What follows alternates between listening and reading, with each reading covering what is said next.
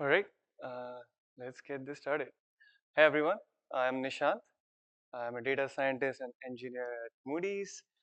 Um, Today I'm going to be talking about uh, the AI screening agent that we have been building. It's a way to automate the screening and compliance due diligence process by making human-like decisions using what we have, the AI agents. Yeah, please complete your surveys at the end. All right, a little bit about me to begin with. Yeah, as I mentioned, I'm a data scientist and engineer at Moody's, graduate from Carnegie Mellon. Uh, and for the past couple of years, I've been working with creating or using ML and NLP to create entity risk profiles and using them to make informed screening decisions. Okay, and I'm a Liverpool FC fan. Any Liverpool fans here? Oh, there is one. Oh, there's a couple of them. Right, good to have you here.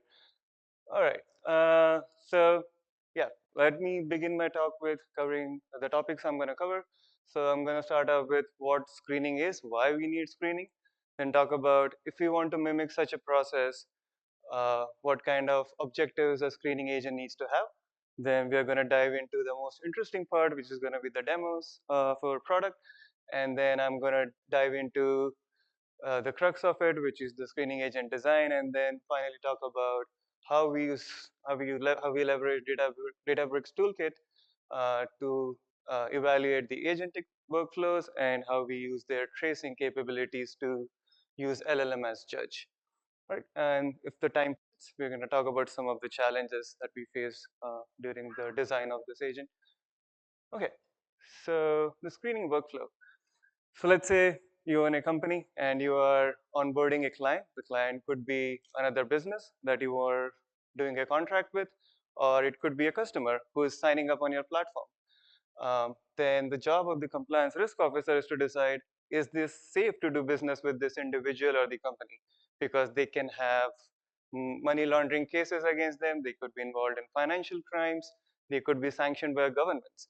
So the compliance risk officer's job is to evaluate whether that entity is safe to do business with.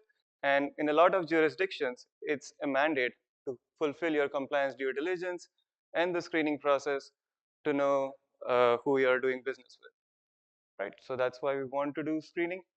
So a simplified view of what screening looks like. So if you have an individual or an organization and that you submit the inquiry for, what we do is our product or our database, which is called the grid database, has millions and millions of entity risk profiles, which we have built over a period of time. So it contains all the event information, the address, date of birth, geographic information about individuals and companies. And what we do is we match this inquiry that is submitted to the entity profiles in our database to figure out whether they should be escalated for further review or they can be cleared and easily onboarded. So that's kind of the high level idea about what screening means. Let's take a look at a detailed view of what an inquiry means, what are the different alerts that can be generated, and what kind of decisions the humans make to get to this final output. So as I mentioned earlier, you have an inquiry that's submitted. Inquiry can have a name, address, and date of birth for simplicity if it's a person. And so it will be matched against our grid database, as I mentioned. So there is an entity matching process which will generate a candidate set of alerts, let's say. And the candidate set of alerts will have, again, name, address, date of birth, and the events. Could be money laundering events, sanctioned events, so on and so forth. And so what L1 decisioning here means is it's the first level where a human is involved in the decision-making process. So what a human analyst, what they would do is they would evaluate the inquiry attributes against the candidate attributes to decide whether this is a true alert from our database or this is a false positive. And the idea here is to eliminate all the false positives and catch the true bad guys. And how do the analysts make these decisions? So these decisions are based on a company's or client's specific compliance criteria. So each client can have their own risk appetite. So some people are okay with somebody doing a theft or having a DUI, but there might be companies who are not okay with some onboarding somebody who has even a DUI against them, so to not give them a loan or something. So these criteria can be divided into two types. One are the objective criteria, which there is a clear indication that the address is exactly match or the date of birth is exact match, so you have the right person. But there are a lot of times when the address can be, let's say, people can move, so can be between the address is, let's say, within 30 miles, but the date of birth is within a month. So how do you decide? So these are the decisions that the companies write in their compliance documentation, and the analysts learn from those, and based on those guidelines, they make these decision of whether inquiry or an alert match is a true alert or a false positive. And in the compliance business, every match that is escalated goes through a human review. So as much as we can eliminate these false positives, we can save a lot of review time, and we can save a lot of review cost. So yeah, two takeaways from this slide is the decisions are based on client-specific compliance criteria, and the final decisions is sometimes has to be an intelligent decision based on a subjective criteria, and it's not always an objective and easy decision. So that leads me into the objectives for the screening agent. So as I mentioned, these decisions are based on certain client configuration, and we're going to see some sample configuration and rule sets, what they look like. But since they're based on this configuration, uh, the agent or any software that you are going to build that mimics this decision has to be configurable specific to the client guidelines. Um, and and a lot of the times you can say I can write a bunch of if else code for each client, but it's not really scalable because you can't have a different version of a code base for each client. So you want something that is easily configurable. Second thing you want with your software is automation. You want to evaluate quickly to save time and to save cost and minimize the number of false positives that are generated. And the third thing you want from your software is intelligent, because as I mentioned, the decisions are somewhat uh, not like there's a gray area where you have to make an intelligent decision at the end when the criteria are not clearly matched. We're going to see what those criteria could mean, but we need an intelligent decision maker at the end. So why we choose AI agents for this is, so AI agents can be governed using prompts. So prompt allows for easy configuration. We know that. And AI agents have LLMs. So LLMs have natural language understanding. So they have inherent intelligence to help make that decision. So that kind of leads us to why we use AI agents to mimic such a human-based decision. All right. Okay. So yeah, what doesn't include in the scope of this talk is I showed you there is a database of entity risk profiles. So how are those profiles created? That is out of scope of this talk. We are only looking at the decision-making part where we are using the agents once we have those candidate profiles. And also not in the scope of the talk is the candidates that are generated. How are they generated using the entity matching process? That's also a separate pipeline. That is also not part of the intelligent agent that we are talking about today. Okay, so with that in mind, let me show you this interesting demo. All right, so let me hit play. Yeah, I'm not a fan of live demos because we all know how those go. So it all starts with submitting an inquiry. So you have the first name and last name of the person, a date of birth, and you can put the address. I mean, you can also put a photo ID of the person. You can put a national identifier like a passport number. But for simplicity, let's say we only have the name, date of birth, and country. So in this case, I'm searching for a guy called Roman Abramovich, who's a Russian oligarch, as we know it. So you hit submit, and yeah, let's see where this leads us. Okay, so in the background, all those steps are happening where we are getting the candidate profiles that match to our inquiry, and we are running some more traditional ML algorithms as well to filter out a huge volume so that the AI agent has to do only the relevant work and the hard work actually. So see, so it's a little bit in progress. I can move forward. Okay, so here we are. So this is the match that was generated for our inquiry. So on the top, you can see the inquiry details, the name, address, and date of birth that we submitted. And at the bottom, you see, so at the bottom here, you see the two matches that we received. So one of the matches you see has addresses in 20 different countries. So that's why this is not an easy task. And those addresses can be anywhere ranging from, and we only submitted Russia as our address. So it's not an easy match to say this is our person. But with all these different criteria, and there is in the biography of the profile, you also see the aliases and the different events. You can see this particular person's profile has sanctioned events in uh, multiple different countries and sanctioned by government. So seems like a relevant thing that we should be screening against. Right. So let's fast forward to see what the agent thought about this match. Like we got one inquiry and we got one profile, right? So if I'm going into the match here, yeah, you see this final agent output, the screening agent output. So it says it's a confirmed match. And the reason it's giving here is the alias match and the date of birth year matches, and the address is in the same country.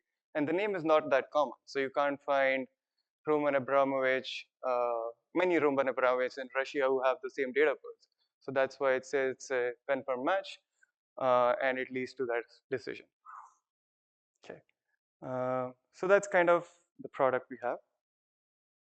And the next thing I want to show you, you might have seen that whole thinking blob there where AI was generating its recommendations. So it's in behind the scenes, it's doing the same work that a human would do, right? So if I submit the same inquiry and we see what's going on uh, within that agent's head. So what it's doing is once it gets the inquiry and the entity match, it's following a React pattern, which is called as a React agent, which is a combination of reasoning and action. So what does reasoning and action mean? Uh, in this case, so it thinks about what's the best next step to take, and then it acts on it, and it keeps doing that until it has a final answer for the screening decision. So in this case, let's say it's thinking, what's the best next step? So it's going to evaluate one of the criteria. So you have a certain list of criteria that the client has. So it's going to evaluate one of those. So it's evaluating, let's say, this match decisioning tool. I'm not going to go into the details of what individual criteria it's evaluating, but it evaluates this particular set of rules, and it gets a decision. The decision it gets, it's a false. These criteria cannot conclude anything, so it keeps doing that until it reaches a final decision. So I'm just gonna fast forward to the final decision here, which is, let's say it's making a best judgment at the end.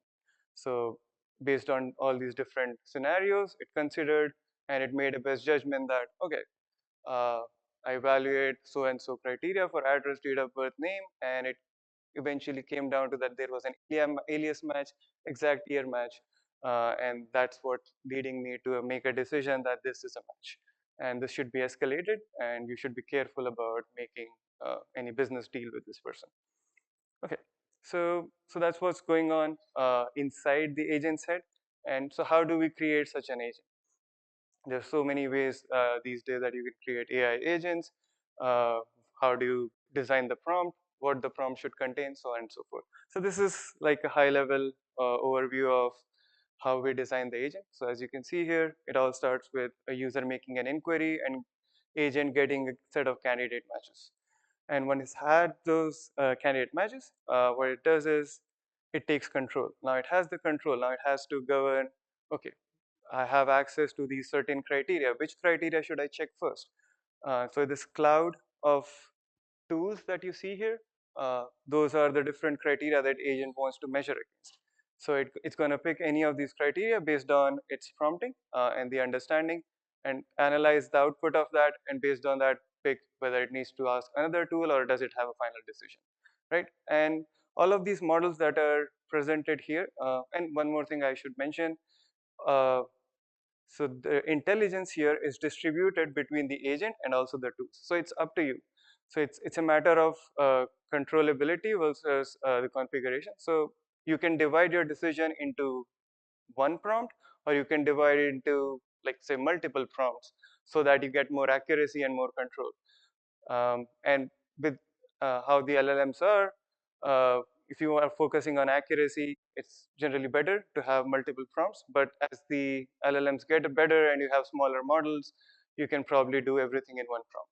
But we have decided that we are distributing the control over these individual tools, which make the intelligent decision. And also, one thing to note here is LLMs are not good at mathematical computations.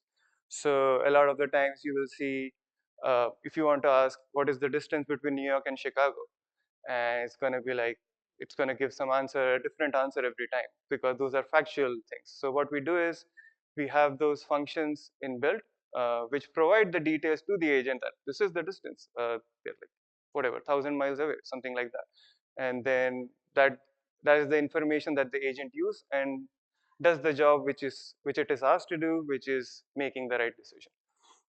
So that's what we are doing here. And all the models here are pre-trained models.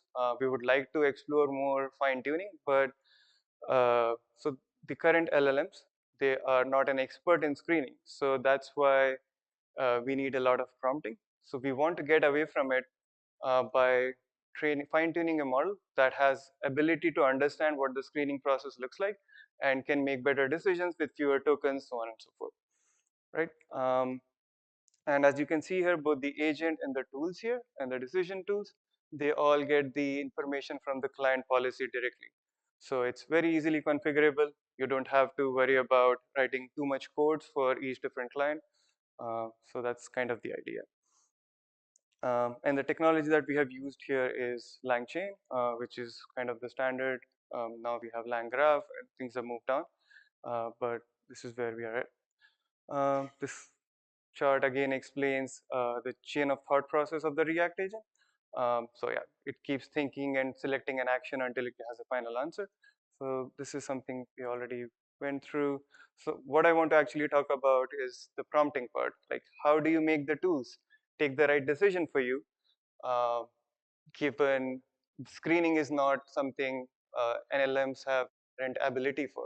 So we have broken down the prompts into two steps. One is where you define the rule sets, like your client has policies, so define the rule sets for the client. I'm going to show you an example rule set of a fake data uh, in the next slide.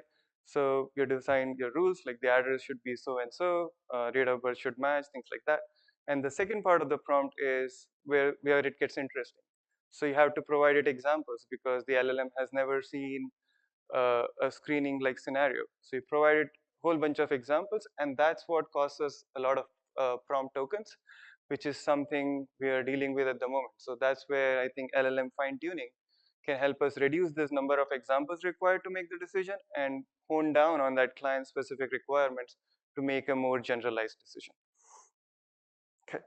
Um, but at the moment, this few shot prompt is necessary to get the high accuracy that we're looking at. So this is a sample data which is generated for the case of this presentation. So the rule set is very simple. It's all natural language.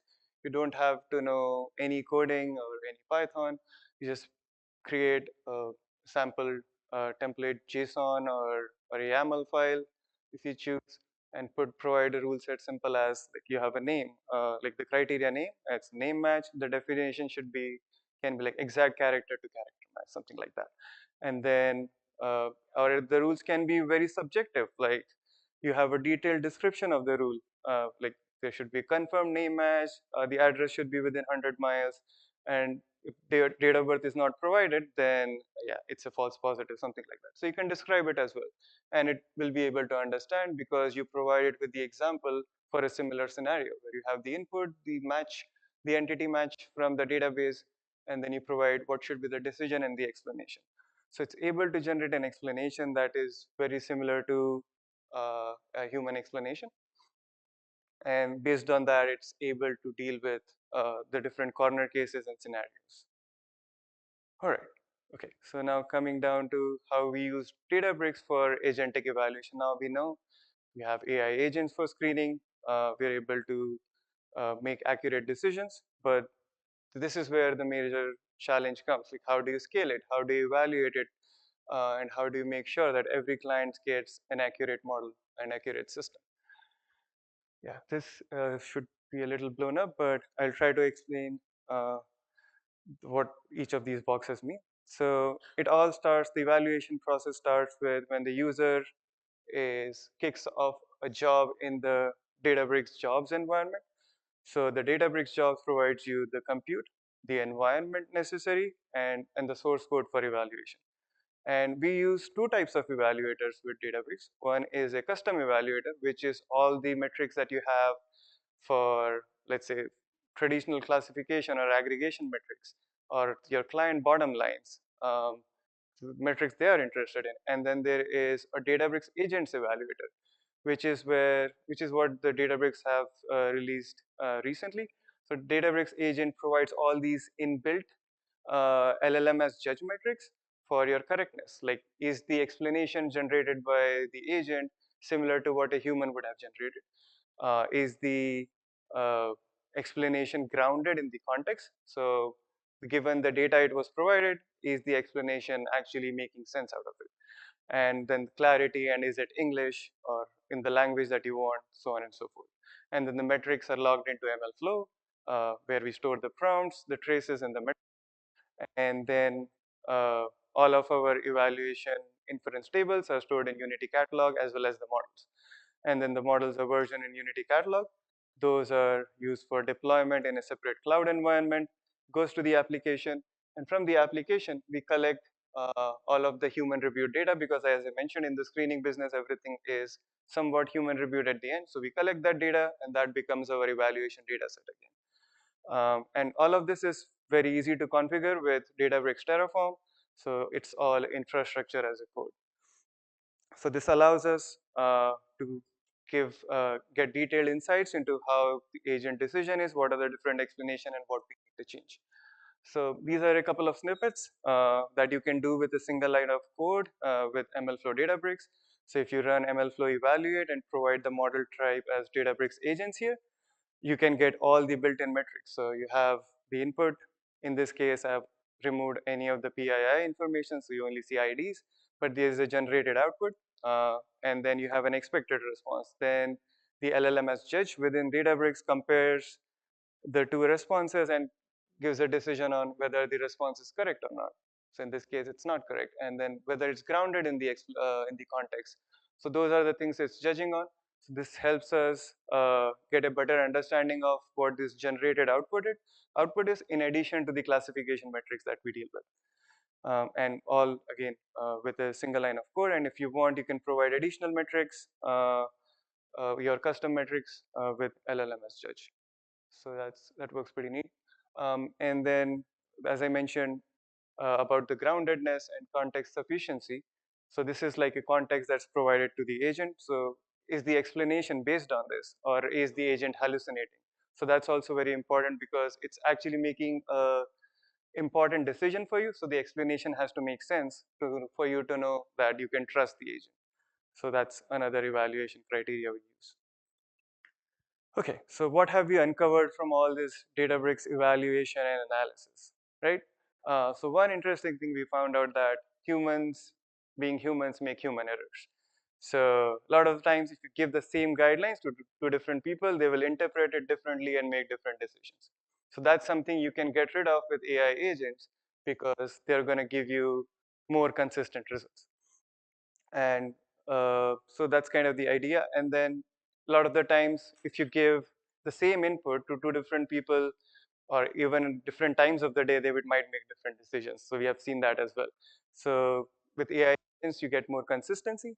And another thing where there's an actual gap where humans do better than AI agents at the moment for a screening problem is because humans have access to, let's say, Google web search. So they can go and find additional data.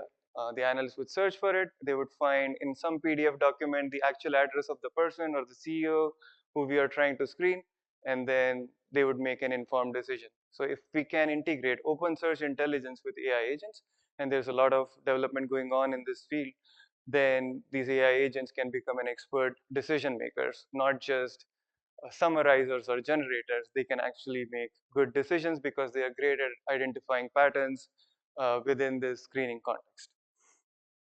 Okay. All right, so what's next with our collaboration with Databricks? So Databricks has released MLflow 3.0, which has some interesting features.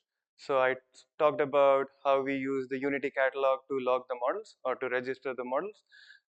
They are building a more model-centric view of everything. So if you use your model for any evaluation run or any production environment, you can log those traces back to that model view of Databricks, and you will be able to see everything that went through that model. And then you can compare different versions of the models and how the results were different. And the second thing Databricks is releasing is prompt-based registry. So at the moment, you have to register the whole model. Uh, and it's not easy to see the differences between, okay, my version 2 and version 3 models, what is the difference between the prompts? So that's going to change, and you will be able to see the versions of your prompts, and you can see the differences in the prompts and the metrics that changed how you when you update your prompts and rule sets and so on and so forth. And the third thing is MLflow also has now live data tracing. So you can trace every agent decision back into MLflow from your production environment directly. So what you can do with that is a lot of the talks that are going on in the summit are regarding how do you generate synthetic data or how do you generate just data for fine tuning. So this is where it can help. So if you have all of these traces back into the ML flow, you can use that to fine tune your models. Now your screening agent is more, or your agent is more screening aware. So once it's more screening aware, you need fewer uh, prompts, fewer examples to get to the right decision. Okay. Okay. So the challenges that we faced in building this. So we have been working on this for about more than a year now. And it all started off when Gen AI models were nothing but just text generators. So it was all unstructured output that you would generate. So how do you get more output data fidelity so that it can be parsed properly in your downstream applications and products?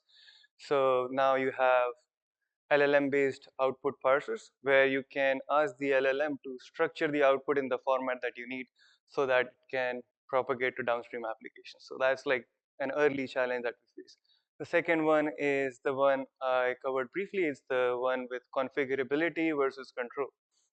So if you have more configurability, you're making more decisions using the prompt, but you get less control and less accuracy sometimes. So what you want to do is break that prompt down into multiple LLM calls. So in that case, you get more accuracy, more control, and you have smaller prompts, but it allows for less configurability, but that's the balance you have to hit. And maybe this will change over time once the models get better.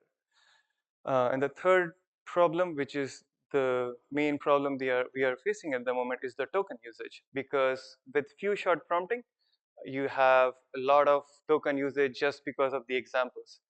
So how do you minimize the number of examples? So that's where all the fine tuning comes in, making the agent a screening expert. And then you can have, even with one or two examples, like one shot or zero shot, you can have a good screening agent. And also, how I see it is the cost per token is going to go down in the future, and the cost of human reviews is going to keep going up.